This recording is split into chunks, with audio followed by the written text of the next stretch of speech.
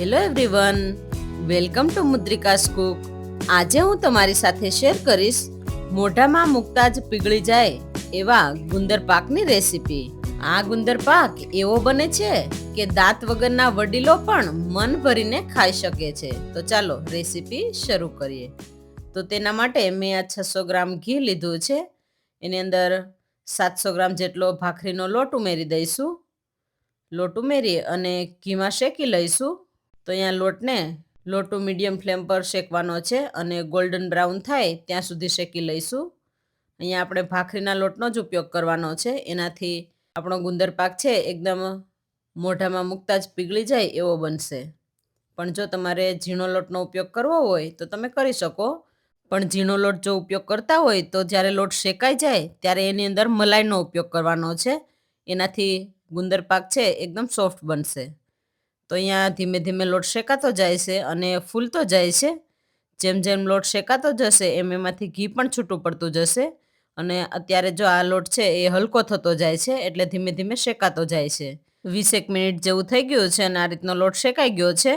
એકદમ સરસ કલર પણ આવી ગયો છે અને ઘી પણ છૂટું પડી ગયું છે. હવે આ સમયે આપણે એની અંદર ગુંદર ઉમેરવાનો છે. તો મેં અહીંયા 50 ગ્રામ આખો ગુંદર લીધો છે. એને થોડો થોડો ઉમેરતા જઈશું અને મિક્સ કરતા જઈશું. તો અહીંયા 50 ગ્રામ ગુંદર ઉમેરી અને આ રીતે મિક્સ કરતા જઈશું. એટલે જેમ જેમ ગુંદર છે એ લોટની સાથે ભળતો જશે એમ શેકાતો જશે. તો આ રીતે ગુંદર છે એકદમ સરસ ફૂલી ગયો છે. બધો ગુંદર ફૂલી જાય પછી એની અંદર 50 ગ્રામ દળેલો ગુંદર ઉમેરી દઈશું. તો દળેલો ગુંદર છે એ પણ ફૂલી જશે. તો આ રીતે દળેલો ગુંદર ઉમેરી અને ફરી પાછું મિક્સ કરી લઈશું.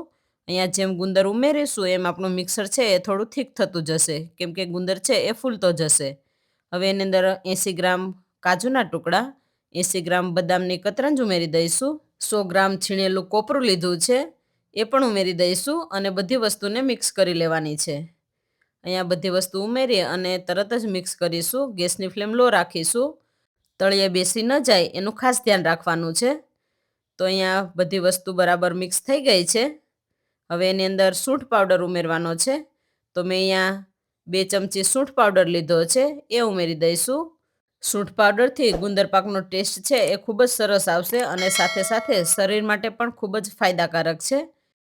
હવે તૈયાર થયેલા મિક્સરને સાઈડમાં રાખી અને એક પેનની અંદર 2 ચમચી ઘી ઉમેરી અને 500 ગ્રામ ગોળ ઉમેરી દઈશું. ગેસની ફ્લેમ લો રાખી અને ગોળને બરાબર ઘી સાથે પીગાળી લેવાનો છે. અહીંયા જ્યાં સુધી ગોળ પીગળે નહીં ત્યાં સુધી ગેસની ફ્લેમ લો રાખવાની છે. તો ધીમે ધીમે ગોળ છે એ પીગળતો જાય છે. આ રીતે જે મોટો ગોળ છે એને પીગાળી લઈશું. તો અહીંયા એકદમ સરસ ગોળ પીગળી ગયો છે. હવે આપણે પીગળે એટલે તરત જ મિક્સરની અંદર પાઈ ઉમેરી દઈશું અને મિક્સ કરી લઈશું. અહીંયા ગોળ પીગળે એટલે તરત જ આપણે મિક્સરની અંદર ઉમેરવાનો છે અને મિક્સ કરવાનો છે. જો વધારે સમય આપણે ગોળની પાઈ આવવા દઈશું તો આપણું ગુંદર પાક છે એકદમ કડક બનશે. એટલે ગોળ પીગળે એટલે તરત જ આપણે મિક્સરમાં ઉમેરવાનો છે અને બધી વસ્તુને આપણે ગોળ સાથે બરાબર મિક્સ કરવાની છે. અહીંયા બધી વસ્તુ બરાબર મિક્સ થઈ ગઈ છે. હવે થાળીની અંદર પાથરી દઈશું. જે પ્રમાણે આપણે પીસ બનાવવો હોય એ પ્રમાણે થાળીની અંદર પાથરી દેવાનું છે. અહીંયા મિક્સર થાળીની અંદર રાખી દીધું છે. હવે એને સેટ કરી લઈશું. તો એક સરખું લેવલ થાય એ રીતે સેટ કરી લેવાનું છે. તો અહીંયા બધું મિક્સર છે એ ગરમ ગરમ હોય ત્યાં જ આપણે સેટ કરી લેવાનું છે અને થોડું નોર્મલ ઠંડુ પડે એટલે તરત પીસ પાડી લેવાના છે. હવે બાકીનું મિક્સર છે એ આપણે ચોકીની અંદર ઉમેરી દઈશું. અહીંયા ચોકીની અંદર ઉમેરી અને ઉપરથી આપણે કોપરાના બુરાથી ગાર્નિશ કરી લેવાનું છે. તો ચોકીમાં અને થાળીમાં બરાબર મિક્સરને આપણે સેટ કરી લીધું છે. હવે કોપરાના બુરાથી અને બદામની કતરંજથી ગાર્નિશ કરી લઈશું. તો અહીંયા એકદમ સરસ આપણું મિક્સર છે એ સેટ થઈ ગયું છે. હવે કોપરું અને બદામ છે એ નીકળે નહીં એ માટે આપણે ઉપરથી પ્રેસ કરી લઈશું થોડું થોડું. તો આ રીતે વાટકીની મદદથી થોડું પ્રેસ કરી દઈશું એટલે બદામની કતરંજ અને કોપરું નીકળે નહીં. હવે નોર્મલ ઠંડુ પડે એટલે કાપા પાડી લેવાના છે અને 2 કલાક માટે સેટ થવા માટે રાખી દઈશું. તો અહીંયા 2 કલાક જેવું થઈ ગયું છે અને ગુંદર પાક આપણો સેટ થઈ ગયો છે. હવે એક પીસ કાઢીને જોઈ લઈશું. તો એકદમ સરસ ગુંદર પાક બનીને તૈયાર થઈ ગયો છે. તો જોતાં જ ખાવાનું મન થાય એવો ગુંદર પાક બનીને તૈયાર છે.